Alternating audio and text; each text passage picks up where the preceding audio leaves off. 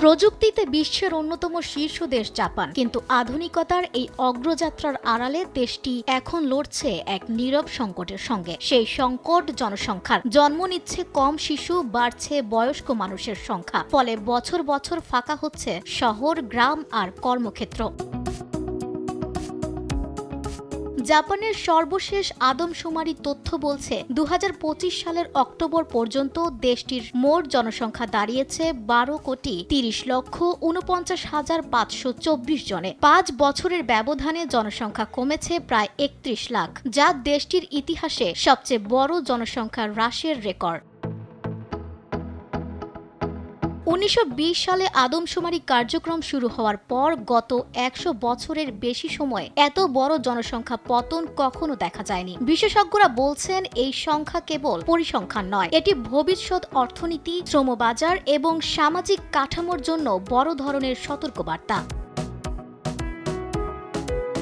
জাপানের জনসংখ্যা কমার প্রবণতা নতুন নয়। ২০০৮ সালের পর থেকেই দেশটিতে জনসংখ্যা ধারাবাহিকভাবে হ্রাস পাচ্ছে। তবে ২০১৫ সালের পর থেকে এই সংকট আরও স্পষ্ট হয়ে ওঠে, আর ২০২৫ সালে টানা তৃতীয়বারের মতো বড় আকারে জনসংখ্যা কমার ঘটনা রেকর্ড করা হলো।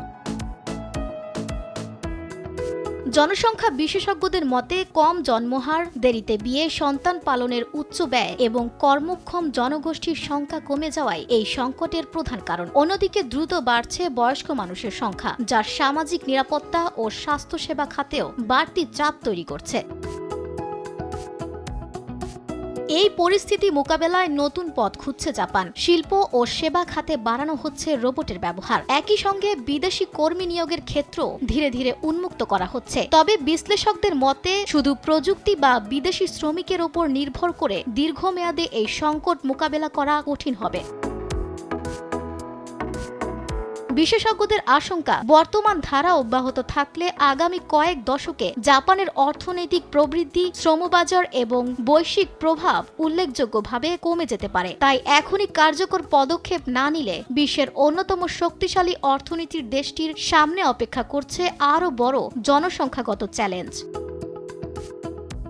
আফসানা ভুইয়া, দেশ টিভি।